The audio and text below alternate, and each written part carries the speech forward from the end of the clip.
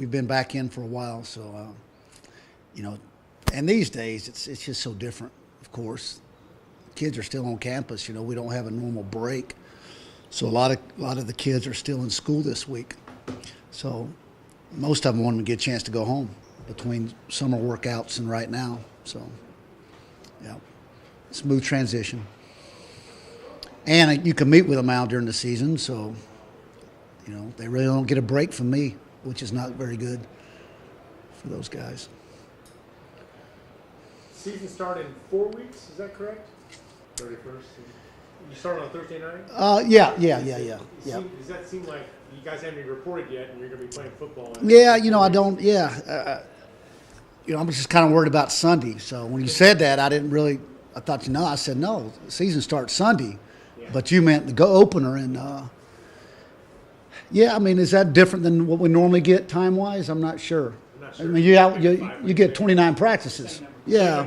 So we're coming in camp a little bit early. And, I know with the coach always just kind of gets the opening date and backs off practices.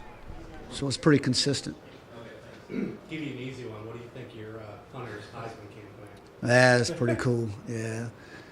I'm kind of, to the point I'm telling him, hey, just tap the brakes a little bit, big boy, Let's just get out there and do your job.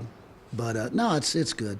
I think it's caught on a little bit nationally, and as we know, any good news is good news, and we've got a little bit of a good exposure from it. So and if he keeps doing his job like he's doing, I like it. Glenn, across the country, some coaches are not happy with getting rid of two-a-days, and some of them aren't sure about the 29 practices. And here's Mike Gundy saying, we're just going to use 22. So you talked about this being on different age. Right. Do you find that when you guys get started, you guys are really ready to go? I think so, but maybe even more is toward the end of the year. Where are you? Because a lot of teams will kind of get ready for that first game and take that week to back off. But there's only so many snaps in the season, and I think you just look at the bowl game last year. Coach threw this out, and I'm sure if it's not true, it's pretty close that we played that bowl game with everybody that started the season except one guy, which I think's unheard of. So when we're recruiting, we tell these young men and their parents, we want to take care of their bodies. The two-a-day situation is another thing that's not a big deal to us because we've always utilized that second practice as a walkthrough anyway. We found that you get so much better practice that next morning. So yeah, times have changed, and I think Coach has done a great job of regulating the clock to make these guys healthy.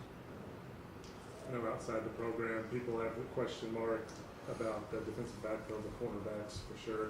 How big of a question mark is that for you? Sure. I mean, obviously, if they haven't played a lot of snaps in game time situations, then you never really know.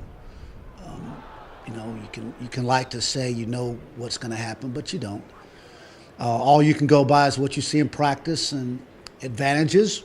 Obviously, you're going against some tremendous wide receivers and a tremendous quarterback every day. It's not going to look down receivers, and he's going to make you work, and he's going to look you off, and he's going to throw on time and accurate. And if you're in phase, there's still not a guarantee you're going to make the play when a guy can jump higher than you, can snatch it out of the air. So they're getting tested all spring and all camp. But again, I've seen players that you think are ready, and all of a sudden the lights come on and they don't perform as well. So we won't know about that for sure until we get a couple games. But I think that the talent level is there and the want to is there, and they just have to develop. They're just green as green could be right now. Is Ramon leading them? Is he a leader? Ramon's a leader. Trey's a leader, but we've got Ramon in that other room right now.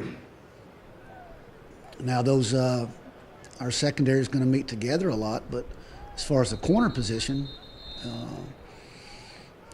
you've got some experience with Adrian coming in, a guy that's been in the wars and has been in those rooms before.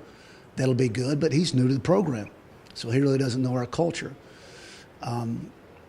Those guys will probably meet a little bit more together maybe than they used to be. So Hammer and Duff might meet together a little bit more for that exact reason, because you really don't have a legitimate lead dog at that corner position. So that's a good point. You mentioned a little bit though, how helpful is it for you as a coach to coach these guys up whenever they get to see an offense every day in practice that really challenges them? Obviously, when our guys are the biggest transition, especially corner-wise, young guys that come in our program, is just the speed and the tempo that you have to get ready to play. And we'll set the ball down in practice a lot and just go, and Mike will throw the turbo at us, and it's sprint to the ball and line up. So just getting used to that. It's probably, there's not another team that will play as fast as we can, which, it just, again, challenges us depth-wise. And even in practice, we'll put our guys in a situation where we won't rotate them. It's all right, you might be ready to come out after about 5 or 6 snaps, but there's teams in our league that can get off, 10, 11 snaps in less than a minute and a half, which is unheard of. But, I timed it in the offseason. So it's good. It's good to go against that, so you don't get really surprised in the fall when teams, it's like Tulsa, will play with that tempo. How do you feel about your defensive line, especially with losing a guy like Vincent Taylor? Yeah, again, it's it's a normal progression. It's like the circle of life. You lose a Vincent and a Mote, and all of a sudden, all right, Darian, it's your time. So Darian Daniels has got a twofold. He's got to get himself ready to play and take snaps and be a tough guy, and then he's also got to keep bringing Trey along and keep developing the young kids. And we've got to find 5 guys at that position that we feel good about. And we made some strides. I think DQ had a tremendous spring and summer. A couple of the young kids, in particular, Taj had Bakari had a good off season. Just needs to continue to get better in camp and utilize every one of those 22 that we're going to have, to get ready for the opener, because he's going to play. You mentioned some of your young guys. How's Calvin Bundage looking? Local guy to play with? No doubt. Calvin, just is in that progression where he was on the field a lot as a freshman and really, mentally might not have been ready for some certain situations, adjusting fast. That we all can see. He's got some collision speed, competitive speed.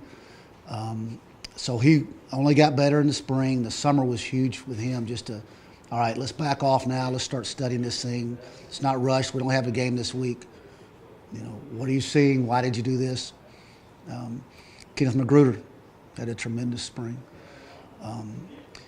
Kirk Tucker's coming back at that position. So at that star linebacker position, we've got a good situation there that there's not a drop-off. You'll see a lot of those guys playing a lot of snaps, and there might be some situations you see them both on the field at the same time. It's our job to get the best 11 based on what we're getting, best 11 on the field at any given time. But to answer your question, Calvin is progressing fine, and he's pleasing me every day. What are you most interested in finding out about your defense through fall camp? As always, and I'll hit him with this on Sunday. It's it's a toughness deal, and toughness is defined in a lot of different areas. It's physically, of course, taking pounding, and emotionally, the stress that I'm going to put them in of lining up fast and adjusting to what the offense gives us. Sacrificially, what are they willing to do? Where are they willing to take their bodies and their minds these next few weeks? Because it's it's a year-long marathon, and they got to be prepared for it. Might not have been what you were looking for, X's and O's wise, and I'm not dodging that at all. That is my concern. Scheme wise, it's like that's going to happen. Teaching technique, our defensive staff is tremendous. We got experience in there. Our guys know how to do that. We just got to develop their heart and their will to a point where we're going to have a chance to be really successful. You feel good about team speed defensively, or is it still Mhm. too early? No, I mean, It could be a faster team, maybe getting to the ball quicker. And again, I mean, I think everybody's fast. I mean, I just think I think people use that as there's fast guys. I mean, it has nothing to do with going out there and putting guys on the clock. It has to do with how quick they can react and pursuit angles. It's leverage. I've got a couple guys in the secondary that are the fastest guys on the team, but they're deficient on the field because they don't understand leverage. They don't understand where's your help at. They don't understand pursuit angles. So when they're coached and they get better at that and the light comes on there, all of a sudden the team looks faster because, you're shutting down some running lanes because people know leverage. The game is more built on that, and defenses are more effective because of that than just saying we have 15 guys that can run below 4 or 5.